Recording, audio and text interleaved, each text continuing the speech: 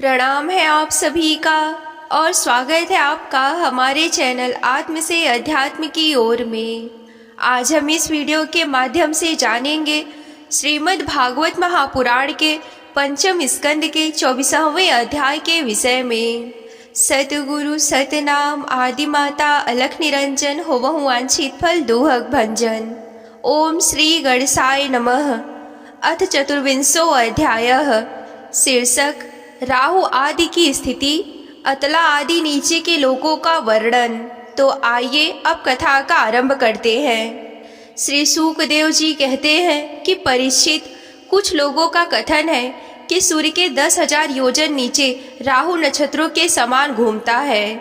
इसने भगवान की कृपा से ही देवत्व और ग्रहत्व प्राप्त किया है। स्वयं में सिंही का पुत्र असुराधम होने के कारण किसी प्रकार इस पद के योग्य नहीं है। इसके जन्म और कर्मों का हम आगे विस्तार पूर्वक वर्णन करेंगे। सूर्य का जो यह अत्यंत तपता हुआ मंडल है, उसका विस्तार 10,000 योजन बतलाया जाता है।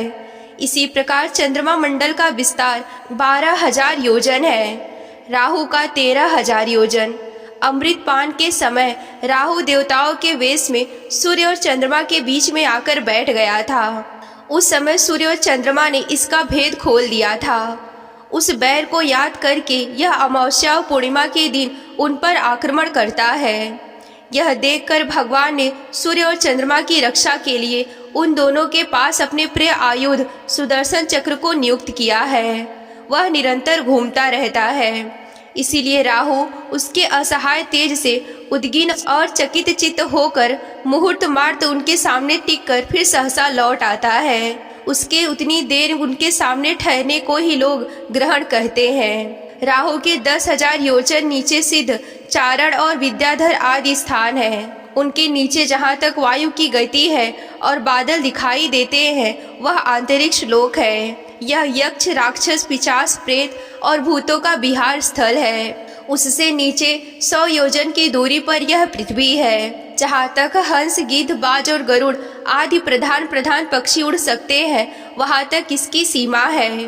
पृथ्वी के विस्तार और स्थिति आदि का वर्णन तो हो चुका है। इसके भी नीचे अतल, बितल, सुतल, तलातल, महातल, रसातल, पाताल नाम के 7 भूविश्वस्त भूविवर हैं। यह एक के नीचे एक 10,000 योजन की दूरी पर स्थित है और इनमें से प्रत्येक की लंबाई चौड़ाई भी 10-10 हजार योजन है। यह भूमि के बिल भी एक प्रकार का ही स्वर्ग है। इनमें स्वर्ग से भी अधिक विषय भोग, ऐश्वर्य, आनंद, संतान सुख, धन संपत्ति है। यहाँ के वैभवपूर्ण भवन, उद्यान और क्रीड़ा स्थलों में दैत्य, दानव और नाग तरह तरह की मायामयी क्रीड़ाएं करते हुए निवास करते हैं। वे सब गृहस्था धर्म का पालन करने वाले हैं।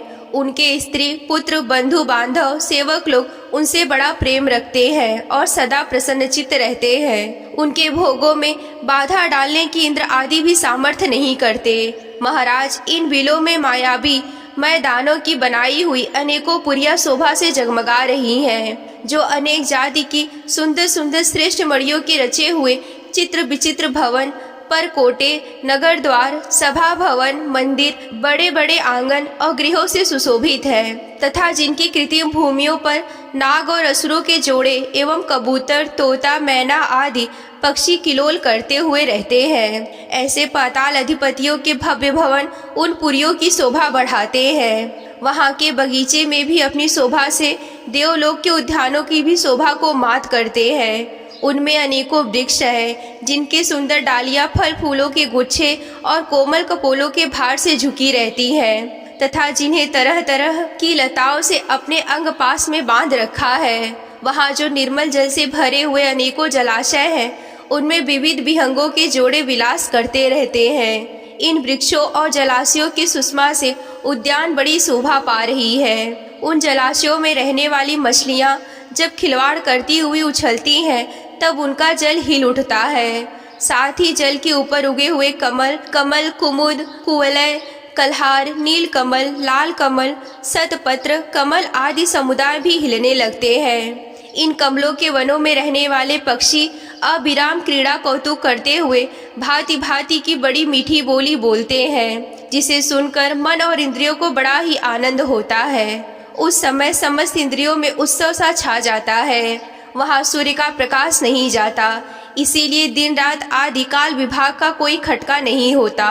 वहाँ के संपूर्ण अंधकार को बड़े बड़े नागों के मस्तकों की मणियाँ दूर करती हैं। इन लोकों के निवासी जन औषधि, रस, रसायन, अन्नपान, स्नान आदि का सेवन करते रहते हैं। वे सभी पदार्थ दिव्य होते हैं। इन दिव्य वस्तुओं के सेवन से उन्हें मानसिक या शारीरिक रोग नहीं होते तथा झुर्रियाँ पड़ जाना, बाल पक जाना, बुढ़ापा आ जाना, देह का कांतिहीन होना, शरीर में से दुर्गंध आना, पसीना चूना, थकावट अथवा शिथिलता आना, आयु के साथ शरीर की अवस्थाओं का बदलना, ये कोई विकार नहीं होते। वे सदा सुंदर, स्वस्थ और जवान, शक्ति संपन्न रहते हैं। उन पुण्य पुरुषों की भगवान तेज रूप सुदर्शन चक्र के सिवाय किसी साधन से मृत्यु नहीं हो सकती। सुदर्शन चक्र के आते ही भय के कारण असुर मणियों का गर्भस्राव और गर्भपात हो जाता है। अतल लोक में मैदानों का पुत्र असुर बल रहता है। उसके 96 प्रकार की माया रची है। उसने 96 प्रकार की माया रची है। उनमें से कोई कोई आज भी मायावी पुरुषों में पाई जाती है। उसने एक बार जम्हाई ली थी। उस समय उसके मुख से स्वर्णी, कामिनी और पुंसली 3 प्रकार की स्त्रियां उत्पन्न हुई थी। ये उस लोक में रहने वाले पुरुषों को हाटक नाम का रस पिलाकर उन्हें बंदी बना लेती हैं। उसके नीचे बीतल लोक में भगवान हाटकेश्वर नाम के उस हाटक रस को पीकर मनुष्य मदांध सा हो जाता है और अपने को 10,000 हाथियों के समान बलवान समझकर मैं ईश्वर हूँ, मैं सिद्ध हूँ, इस प्रकार बढ़ बढ़ कर बातें करने लगता है। उसके नीचे बीतल लोक में भगवान हटकेश्वर नामक महादेव जी अपने पार्षद भूतोगणों सहित निवास करते हैं। वे प्रजापतियों की सृष्टि वृद्धि के लिए भवानी के साथ विहार करते रहते हैं। उन दोनों के तेज से वहाँ हाटकी नाम की एक श्रेष्ठ नदी निकली है। उसके जल को वायु से प्रज्वलित अग्नि बड़े ही उत्साह से पीता है। वह जो हाटक नाम का सोना थूकना है, उससे बने हुए आभूषणों को दैत्य राजाओं के अंतःपुरों में स्त्री पुरुष सभी धारण करते हैं। बीतल के नीचे सुतल लोक है। उसमें महायशस्वी पवित्र कीर्ति विरोचन पुत्र बलि रहते हैं। भगवान ने इंद्र का प्रिय करने के लिए अदिति के गर्भ से बटु वामन रूप में अवतरण होकर उनसे तीनों लोक को छीन लिए थे। फिर भगवान की कृपा से उनका इस लोक में प्रवेश हुआ। यहाँ उन्हें जैसी ही उत्कृष्ट संपत्ति मिली हुई है, वैसे इंद्र आदि के पास भी नहीं है। अतः वे उन्हीं पूज्यतम प्रभु की अपने धर्माचरण द्वारा आराधना करते हुए यहाँ आज भी निर्भय पूर्वक रहते हैं। राजन, संपूर्ण जीवों की नियंता और आत्मस्वरूप परमात्मा भगवान वासुदेव जैसे पूज्यतम पवित्रतम पात्र के आने पर उन्हें परम श्रद्धा आदर के साथ स्थिर चित्त से दिए हुए भूमि दान का यह कोई मुख्य फल नहीं है। किसी बलि को सुतल लोक का ऐश्वर्य प्राप्त हो गया है। यह ऐश्वर्य तो अनित्य है, किंतु वह भूमि दान तो साक्षात मोक्ष का ही द्वार है। भगवान का तो छींकने, गिरने और फिसलने के समय विवश होकर एक बार नाम लेने से मनुष्य सहसा कर्म बंधन को काट देता है।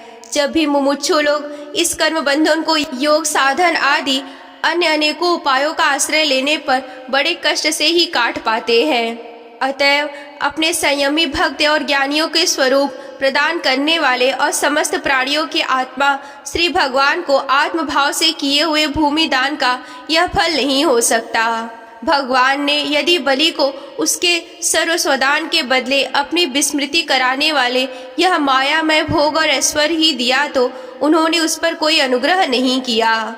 जिस समय कोई और उपाय ना देखकर भगवान ने याचना के छल से उसका त्रिलोकी का राज्य छीन लिया और उसके पास केवल उसका शरीर मात्र ही शेष रहने दिया, तब वरुण के पासों में बांधकर पर्वत की गुफा में डाल दिए जाने पर उसने कहा था कि खेद है, यह ऐश्वर्यशाली इंद्र विद्वान होकर भी अपना सच्चा स्वार्थ सिद्ध करने में कुशल नहीं है। इसने संपत्ति लेने के लिए अनन्य भाव से बृहस्पति जी को अपना मंत्री बनाया, फिर भी उनकी अवहेलना करके इसने श्री विष्णु भगवान से उनका दास्य ना मानकर उनके द्वारा मुझसे लिए हुए यह भोग ही मांगे। ये 3 लोग तो केवल एक मनवंतर तक ही रहते हैं, जो अनंत काल का एक अवयव मात्र है। भगवान के कैंकर्य के आगे भला इन तुच्छ भोगों का क्या मूल्य है। हमारे पितामह प्रहलाद जी ने भगवान के हाथों अपने पिता हिरण्यकश्यपु के मारे जाने पर प्रभु की सेवा का ही वर मांगा था। भगवान देना भी चाहते हैं तो भी उनसे दूर करने वाला समझकर उन्होंने अपने पिता का निष्कपट राज्य लेना स्वीकार नहीं किया। वे बड़े महानुभाव थे। मुझ पर तो ना भगवान की कृपा ही है और ना ही मेरी वासनाएं ही शांत हुई है।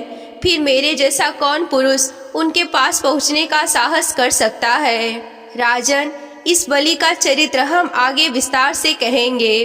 अपने भक्तों के प्रति भगवान का हृदय दया से भरा रहता है।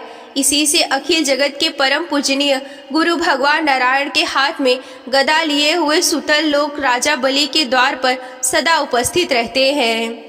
एक बार जब दिग्विजय करता हुआ घमंडी रावण वहां पहुंचा तब उसे भगवान ने अपने पैर के अंगूठे की ठोकर से ही लाखों योजन दूर फेंक दिया। सुतल लोक के नीचे तलातल है। वहां तिरुपुरा अधिपति दानवराज में राज करता है।